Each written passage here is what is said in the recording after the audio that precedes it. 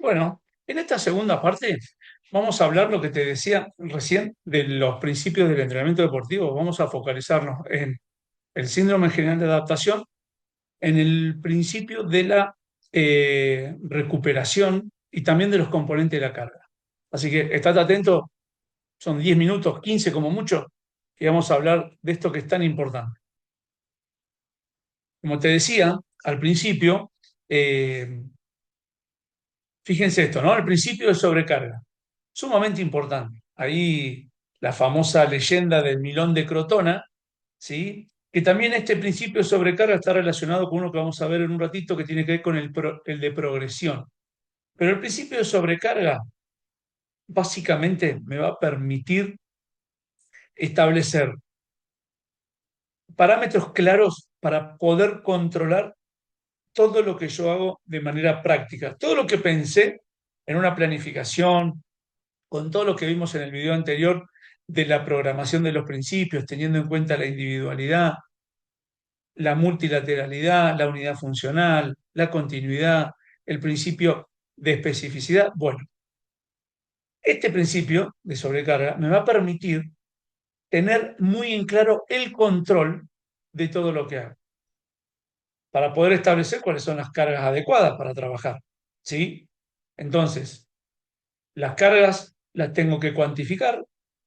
Y no solamente las tengo que cuantificar de distintas maneras, puedo cuantificar en kilómetros, puedo cuantificar en minutos, le tengo que dar a esa cuantificación eh, un orden y un parámetro si es de alta intensidad, si es de moderada intensidad, si es de baja intensidad, si son semanas dentro de una planificación, un mesociclo, si es una planificación donde las primeras semanas tienen una orientación eh,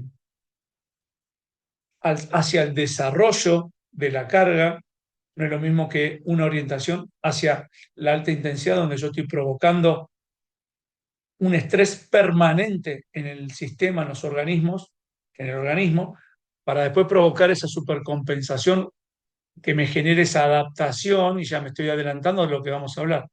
Entonces, generalmente, el principio de sobrecarga, los principios que vamos a ver hoy, están muy, muy sometidos al rigor de la competencia, al calendario y sobre todo a las características, porque hay muchos deportes que no tienen una correlación sistemática en competencia, como por ejemplo son los deportes individuales, que compiten aisladamente. Los deportes de conjunto tienen calendarios de competencia mucho más densos, mucho más consecutivos, que quizás compiten en algunos casos los 4 fines de semana del mes, en algunos casos compiten tres compiten, uno descansan, pero los deportes individuales generalmente compiten en manera esporádica. Entonces, eso también hace a que yo tenga que tener en claro cuál es el momento para apretar la tuerca y cuándo es el momento para aflojar. Entonces, ¿cuáles son los componentes de esa carga? El primero y principal, a mi criterio, el principal es la intensidad. Es esa magnitud que yo le voy a dar este, al, al trabajo, que es generalmente esa intensidad, porque siempre decimos los preparadores físicos que hay una carga que es externa y otra que es interna. La externa es toda la que yo voy a manipular. Ahora, la interna es la que el deportista, con su experiencia y con su forma de ser, es la que puede llegar a percibir y es la que me va a dar la mayor cantidad de información. Y también, hoy en día, con la tecnología y con un montón de ayudas que nos da, este, podemos cuantificar o podemos estimar, además de la cuantificación, qué tipo de calidad tenemos en cuanto a la carga, ¿sí? Cómo la recibe el deportista, cómo la traslada al campo de juego después, ¿sí? Pero bueno, para mí la más importante es la intensidad. Después tenemos la duración, ¿sí? Que en realidad es cuál es la amplitud en el tiempo en la cual yo voy a someter a esta persona a un determinado trabajo. Y ahí estamos hablando también de un componente mental, ¿sí? Vieron que al principio hablamos de estrés físico y mental. Bueno, yo voy a someter, por ejemplo, en la imagen que ustedes ven en pantalla, están viendo una persona haciendo un ejercicio de fuerza, ¿sí? Entonces, bueno, yo estoy provocando un estrés físico sobre el aparato locomotor en este caso y el sistema nervioso central. Ahora, también hay un componente que tiene que ver, ¿sí?, con esa estructura mental que soporte ese tipo de carga. ¿Sí? No es lo mismo duraciones de muchos minutos o incluso horas que breves minutos. Después tenemos el volumen, que es la cantidad del esfuerzo. Eso es lo que yo tengo más a mano para poder cuantificar, ¿sí? Cuántos kilómetros corrió, a qué intensidad la corrió, lo que hablábamos hoy de la tecnología, por ejemplo, con los dispositivos GPS, qué velocidad lo recorrió, cuántos esfuerzos de alta intensidad, cuál fue la capacidad de frenado y de aceleraciones, si estoy trabajando en un gimnasio, bueno, cuál fue el tonelaje, cuál fue el peso medio, y ahí lo voy relacionando con la intensidad relativa. Entonces, puedo ir jugando con ese componente. Después tengo la densidad, donde a todos estos esfuerzos y a todos estos volúmenes de trabajo, estas intensidades de trabajo, les tengo que establecer una relación entre el esfuerzo que voy a hacer y la pausa para recuperar, ¿sí? Que también lo vamos a ver en las diapositivas que vienen. Después tengo que tener en claro cuántas veces por semana voy a, a someter al deportista a este tipo de estrés, tanto físico como mental. Y después, como hablábamos recién, en función de todo lo dicho anteriormente, cuál va a ser el tiempo de recuperación. Por ejemplo, si yo tengo un deportista y hoy es un trabajo de baja intensidad y hasta probablemente entrene 2 veces en el día, probablemente con algunas horas sea suficiente para la recuperación. Ahora, si el entrenamiento fue de una intensidad mayúscula, con un componente de volumen muy alto, estoy una semana, por ejemplo, esas típicas semanas de choque, como habitualmente decimos, o de alta intensidad, y probablemente yo, para poder repetir un estímulo similar con la misma calidad de ejecución, necesite muchas horas o incluso días de recuperación. Y acá vamos con el síndrome general de adaptación, ¿no? Que es como en algún momento este endocrinólogo Seil, eh, hace unos 50, 60 años, empezó a estudiar y generó cierta ayuda para que todos entendamos que en función de lo que yo genere como estrés físico y mental, voy a producir un efecto en el entrenamiento. Siempre el deportista está en un estado de equilibrio al inicio del entrenamiento. Y ese estado de equilibrio se rompe en algún momento por ese nivel de estrés o estímulo.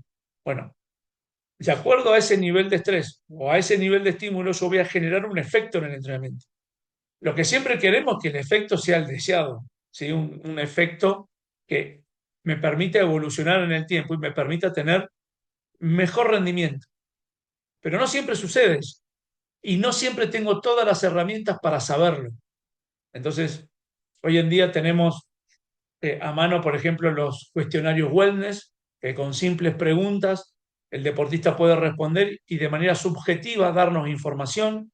Tenemos la famosa escala de Borg, la original y la adaptada, donde también esa carga interna que recibe, esa información que tiene el deportista en sus sensaciones, es la que nos transmite a nosotros como preparadores físicos para poder decir, bueno, este fue tu umbral de entrenamiento o este fue tu nivel de estrés, por lo tanto, a partir de aquí, o continuamos entrenando o entrenamos de otra manera, o empezamos a recuperarnos. Entonces, hay un montón de herramientas subjetivas. También tenemos esta tecnología, como decíamos recién, un dispositivo GPS, los encoders que nos puede dar algún tipo de información en cuanto a la cantidad de metros por segundo en la cual se está moviendo nuestro deportista, sobre todo, por ejemplo, en trabajos de fuerza, donde nos podemos, nos podemos dar cuenta si hay una merma en el rendimiento o no. Bueno, hay una serie de, de de pautas que podemos tener a mano para poder estimar cuál es el efecto de ese entrenamiento. Entonces, eh, una vez que yo rompo ese estado de equilibrio y genero esta situación, el organismo como que entra en tres fases. Una de conmoción, porque yo rompí ese equilibrio, esa homeostasis, hay una especie de resistencia a esos cambios, y después, una vez que se desarrolla durante el lapso de tiempo que sea el estímulo, va a haber o un agotamiento o una readaptación y vamos a poder recircular en el trabajo. ¿Sí? Entonces, ¿qué sucede? Van a suceder tres cosas. Si yo estoy entrenando por debajo de mi capacidad y esto se repite en el tiempo, lo que estoy haciendo es estimular de manera ineficiente, por lo tanto, voy a tener una pérdida en el rendimiento.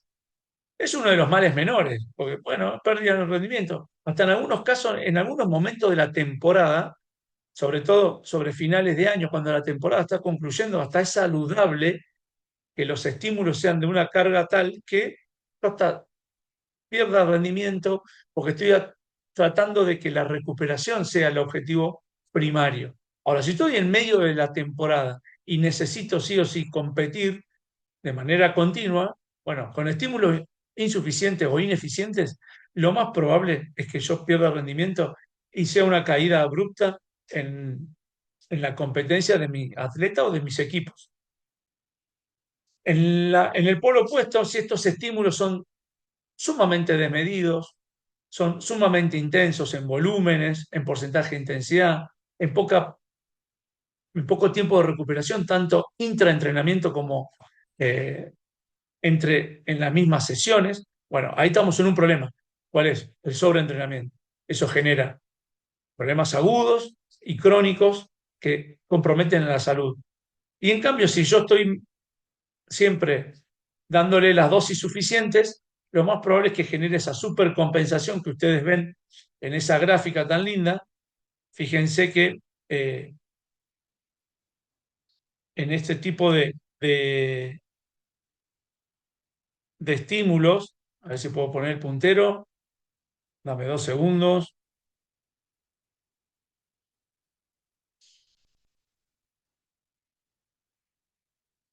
Bueno, no, no pude poner, pero mira, fíjate, tenemos acá el estímulo, ¿sí? Si el estímulo es desmedido, ¿sí? La recuperación o la fatiga, la curva de fatiga es muy grande, el tiempo de recuperación es grandísimo. Si el estímulo es ineficiente, la curva de fatiga es muy bajita y me recupero rápido, pero no genero rendimiento. Ahora, si la dosis es adecuada, fíjense en la curva del medio, en la azul, voy a generar supercompensaciones y un entrenamiento adecuado me va a llevar a mejorar el rendimiento. Que esto es lo que decía Milón de Crotona, ¿sí?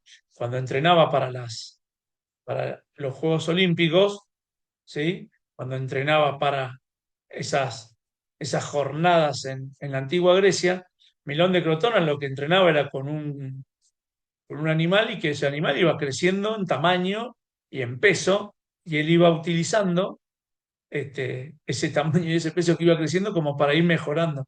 Entonces ahí se relaciona el principio de progresión con el del síndrome general de adaptación, como este deportista con este animal, con un determinado volumen y un determinado peso, él generaba adaptaciones y a medida que iba creciendo también eh, iba mejorando y adaptándose con el mismo, ¿sí?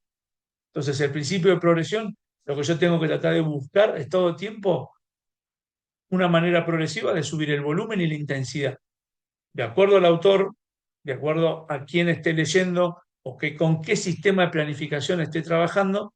Algunos son en forma de olas o ondas, ¿sí? La famosa ondulación de la carga, cuando sube el volumen, baja la intensidad y a la inversa, pero también tenemos las ondas o la forma de choque, donde todo el tiempo está viniendo una nueva corriente de resistencia de volumen e intensidades.